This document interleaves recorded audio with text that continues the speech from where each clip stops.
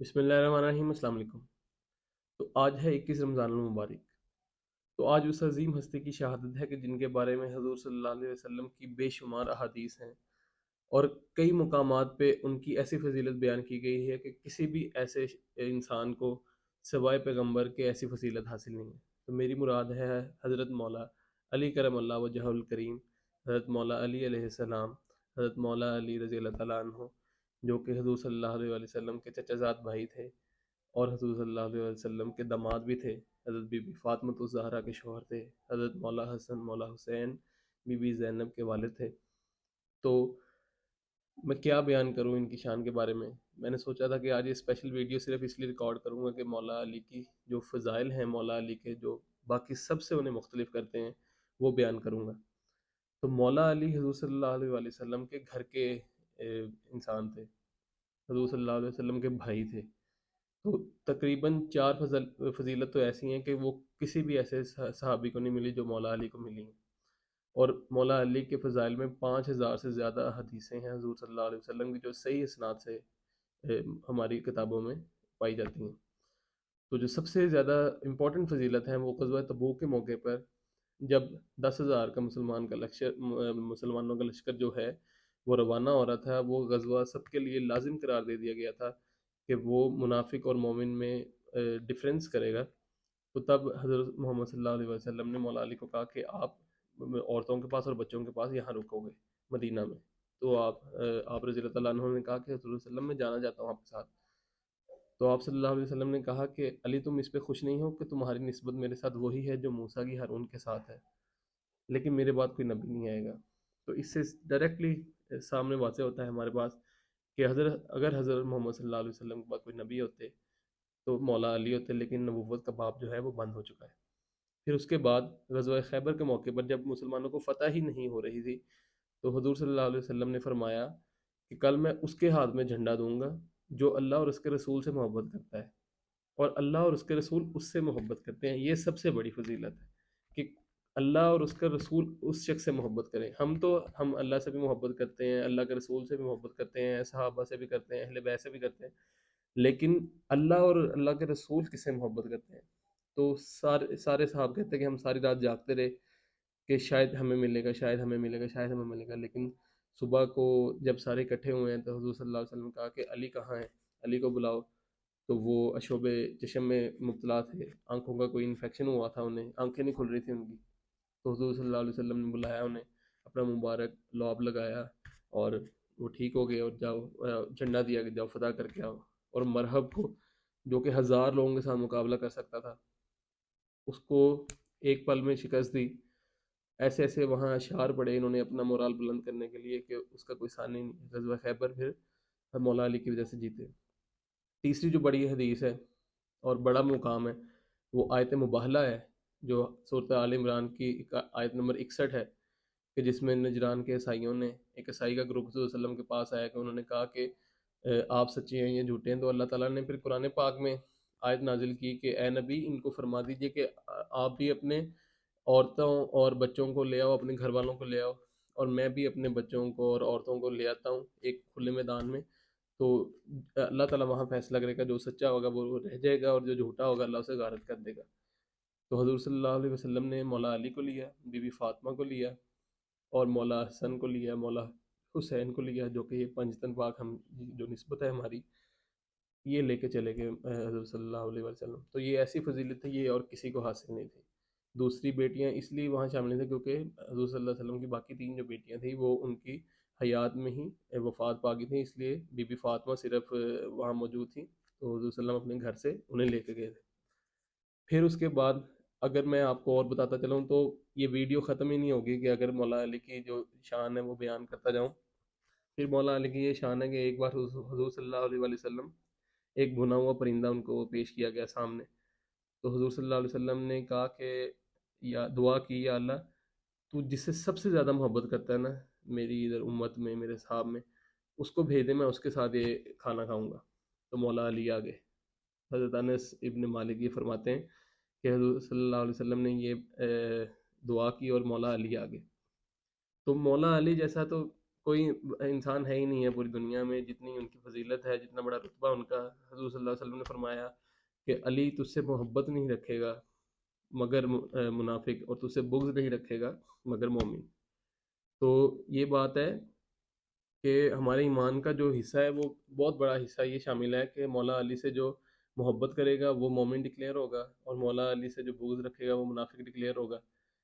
اور یہ بالکل بھی ہمیں ڈھونڈنے کی ضرورت نہیں ہے، جب بھی آپ مولا علی کا کہیں ذکر کرتے ہیں تو آپ کو بہت سارے ایسے لوگ مل جاتے ہیں جو یہ کہتے ہیں کہ دوسرے صاحب کے بارے میں بھی یہ فرمایا گیا ہے، دوسرے صاحب کو یہ کہا گیا ہے۔ حالانکہ جب دوسرے صاحب کا بیان ہو رہا تھا تب نہیں کوئی بھی کہتا کہ مولا علی کے بارے میں بھی یہ کہا گیا ہے، مولا علی کے بارے میں بھی یہ کہا گیا ہے۔ تو یہاں سے آپ اندازہ لگا سکتے ہیں کہ ہمارے لیے دوسرے صاحب بھی ہمارے لیے قابل احترام ہے۔ تین خلیفہ راشد کے ساتھ حضرت علی ایز چیف جسٹس رہے۔ ہمارے حضور صلی اللہ علیہ وسلم کے 1.25 لاکھ صحاب تھے، ان میں سے تقریباً صرف 100 مفتی تھے جو فتویٰ دے سکتے تھے۔ تو 1.25 لاکھ کے سے کوئی مسئلہ حل نہیں ہوتا تھا، وہ 100 کے پاس آتے تھے۔ تو 100 کے بعد جب مسئلہ ہینڈل نہیں ہوتا تھا، وہ جو مجتہد تھے جو، وہ صرف 10 اصحاب تھے، 11 اصحاب تھے، اور ان 11 اصحاب سے بھی کوئی مسئلہ اگر حل نہیں ہوتا تھا تو وہ پھر مولا علی کے بارگاہ میں جاتے تھے کہ مولا علی حکمت کا شہر ہے، حکمت کا شہر کا دروازہ ہے۔ حضور صلی اللہ علیہ وسلم نے خود فرمایا انا مدینۃ العلم وعلی بابہا، کہ میں علم کا شہر ہوں اور علی اس کا دروازہ ہے۔ اور جو اس سے بھی بڑا مقام جو حدیث میں آتا ہے غدیر خم کے مقام، اگر خطبہ حجۃ الوداع کے بعد جب سارے قافلے روانہ ہو رہے تھے تو خم کے مقام پر ایک کنواں تھا، وہاں مولا علی کو اپنے ساتھ حضور صلی اللہ علیہ وسلم نے کھڑا کیا۔ وہاں صرف 2 لوگ تھے، ناظرین صرف آپ غور کیجیے کہ 2 شہروں کے لوگ تھے، صرف اہل شام تھے اور صرف اہل مدینہ تھے۔ تو حضور صلی اللہ علیہ وسلم نے وہاں کھڑے ہو کے خطبہ دیا کہ اے لوگو، میں بھی تم لوگوں کی طرح ایک عام سا بندہ ہوں، ان قریب ہے کہ اللہ کا فرشتہ آئے گا اور مجھے اپنے ساتھ لے جائے گا، میں نے تم لوگوں کے لیے سارا دین پورا کر دیا ہے۔ ایک تو خطبہ وہاں دیا، اور یہ خم کے مقام پہ حضور صلی اللہ علیہ وسلم فرما رہے ہیں کہ میں نے تم پر سارا دین واضح کر دیا۔ تو صحابہ نے کہا بالکل کہا، اور تم مجھے اپنا مولا مانتے ہو؟ صحابہ نے کہا بالکل حضور صلی اللہ علیہ وسلم ہم مانتے ہیں۔ اور اس کے بعد پھر حضرت علی کا ایسے ہاتھ بلند کر کے حضور صلی اللہ علیہ وسلم نے کہا کہ پھر جس کا میں مولا ہوں اس کا علی مولا ہے۔ تو ایسی فضیلت کسی اور صحابی کو حاصل نہیں ہے۔ یہ نبی صلی اللہ علیہ وسلم کے گھر کے ہیں، مولود کعبہ ہیں، آنکھیں سب سے پہلے کھولیں بند تھیں آنکھیں جب پیدا ہوئے۔ فاطمہ بنت اسد حضور صلی اللہ علیہ وسلم کی چچی تھیں، انہوں نے جب وہ ان کے پاس پیدا ہوئے حضرت مولا علی، تو حضور صلی اللہ علیہ وسلم وہاں آئے، انہوں نے دیکھا کہ آنکھیں بند ہیں، آنکھیں نہیں کھول رہی، تو اپنا مبارک لعاب لگایا اور آنکھیں کھولنی سب سے پہلے دیدار حضور صلی اللہ علیہ وسلم کا کیا۔ تو مولا علی کی تو فضیلت ایسی ہے، وہ اپنی، اور پھر انہوں نے تقریباً 24 سال خلفۂ راشدین کے ساتھ گزارا ایز اے چیف جسٹس، بہت امن کے ساتھ۔ اور پھر اپنے دور حکومت کے 5.5 سال انہوں نے بہت مشکلات میں گزارے، 3 جنگیں لڑیں انہوں نے، جنگ جمل، جنگ صفین، جنگ نہروان، وہ کسی سے ڈکی چپی نہیں ہے کس کے خلاف لڑیں اور کیوں لڑیں۔ تو مولا علی کے بارے میں تو حضور صلی اللہ علیہ وسلم نے کہا کہ علی حق کے ساتھ اور حق علی کے ساتھ ہے۔ تو اس لیے ہمیں ان جھگڑوں میں پڑنے کی ضرورت ہی نہیں ہے کہ کون حق پہ تھا کون نہیں تھا، یا 2 آپس میں صحابیوں کی لڑائی تھی، کچھ بھی نہیں تھا۔ ہم مولا علی کے ساتھ ہیں، ہمیشہ رہیں گے، اور آپ لوگ بھی اپنا واضح کر لیں کہ مولا علی کے ساتھ رہیں گے تو حضور صلی اللہ علیہ وسلم بھی خوش ہوں گے، حضور صلی اللہ علیہ وسلم ہمیں آب کوثر کے کنویں پر ملیں گے اور خوش ہوں گے کہ مولا علی کا ہم نے ساتھ دیا ہے ہمیشہ، اور مولا علی کی شان کو ہمیشہ بڑھایا ہے۔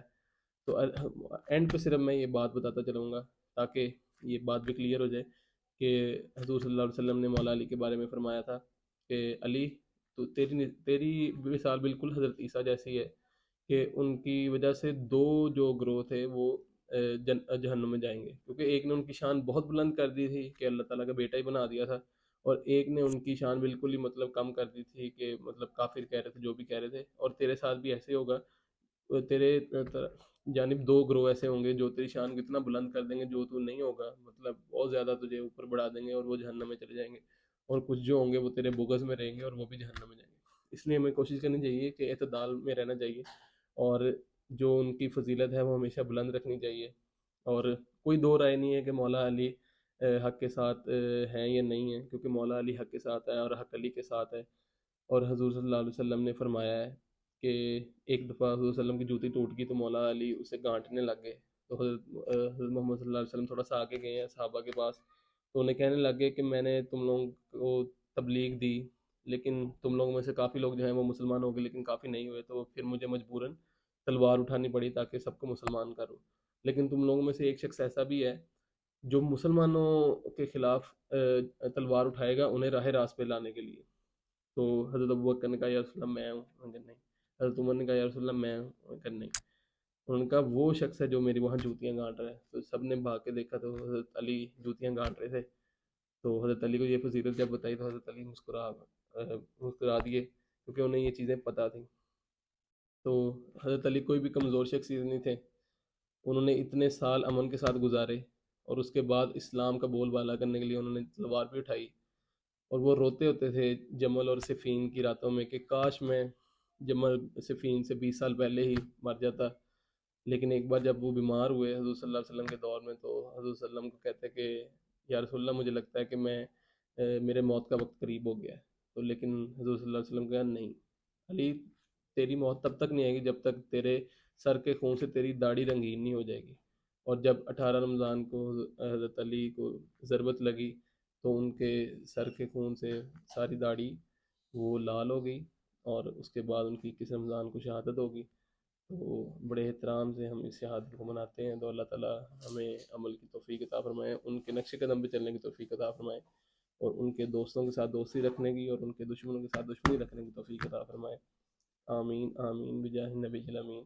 اجازت دیجیے مجاہد الاسلام کو۔ اللہ حافظ۔